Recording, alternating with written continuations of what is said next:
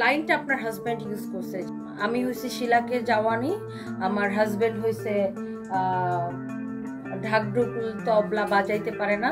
বগলের তলার ক্রিম বিক্রেতা বলে বারিশা হক এবার তনিকে নিয়ে পোস্ট করলেন। বারিশা হকের স্বামী লিখেছেন, তনি হচ্ছে শিলাকে জাওয়ানি আর তার স্বামী নাকি রাতে তবলা বাজাতে পারে না। ভিউয়ার্স, বিস্তারিত জানতে হলে পুরো ভিডিওটিকে না টেনে শেষ পর্যন্ত দেখতে থাকুন।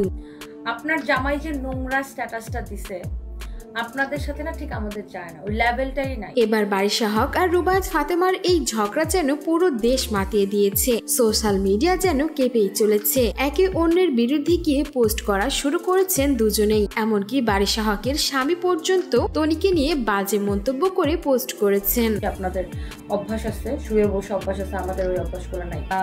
আপনারা বলছেন যে আমি হচ্ছে যে আন্ডার আর্মস বা যেটাকে বাংলায় বলে বগলতলা পরিষ্কার করার ক্রিম বিক্রি করতাম।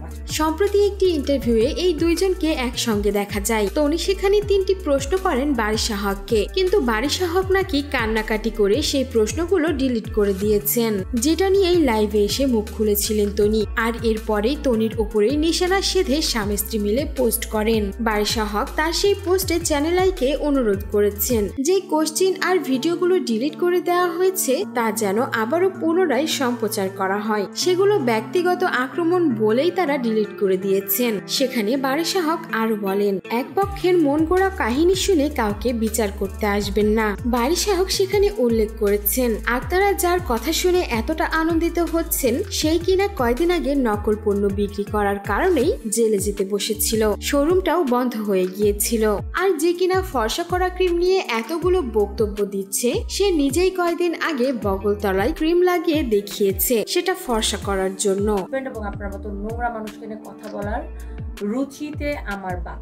যদি রং ফর্সা করা নিয়ে এতটাই সমস্যা থাকে তাহলে বগলতলা পরিষ্কার করার ক্রিম বিক্রি করবেন না বা লাইভে আপনি মেকআপ করে আসবেন না। এমনকি বারিশা হকের হাজবেন্ডও তনিকে নিয়ে যে পোস্টটি করেছেন সেটা নিয়ে অবশেষে মুখ খুলেছেন তনিও। তনি বলে, আপনার স্বামী যে নোংরা স্ট্যাটাসটা দিয়েছে আমাকে নিয়ে, আমরা সেগুলা করতে পারি না, কারণ আপনাদের স্ট্যাটাস আমাদের স্ট্যাটাসের সঙ্গে যায় না, আর আপনাদের নিয়ে কোনো মন্তব্য করতে আমার রুচিতেও আসে না। তনি এটাও বলে, আমি কখনোই বগল ফর্সা করা ক্রিম বিক্রি করিনি, একটা প্যাক বিক্রি করেছি যেটি কিনা বগলের কালো দাগ দূর করে। তনি এটাও বলে, আপনাদের এই সব মন্তব্যে আমার কিছুই যায় আসবে না, কারণ আমি একজন ফাইটার একটা মেয়ে। সো ভিউয়ার্স, এই ছিল আমাদের আজকের ভিডিওটি কেমন লাগলো? আর বারিশা হক আর তার স্বামী মিলে যে রুবায়েত ফাতেমা তনিকে এমন নোংরা মন্তব্য করেছেন, এই সব শোনার পর তনির যে জবাবটা ছিল সেটা আপনার কাছে কেমন লেগেছে তা অবশ্যই আমাদের কমেন্ট বক্সে জানিয়ে দিতে ভুলবেন না। আর বিনোদন জগতের এমনই লেটেস্ট আপডেট পেতে আমাদের চ্যানেলটিকে সাবস্ক্রাইব করে আমাদের সঙ্গেই থাকুন।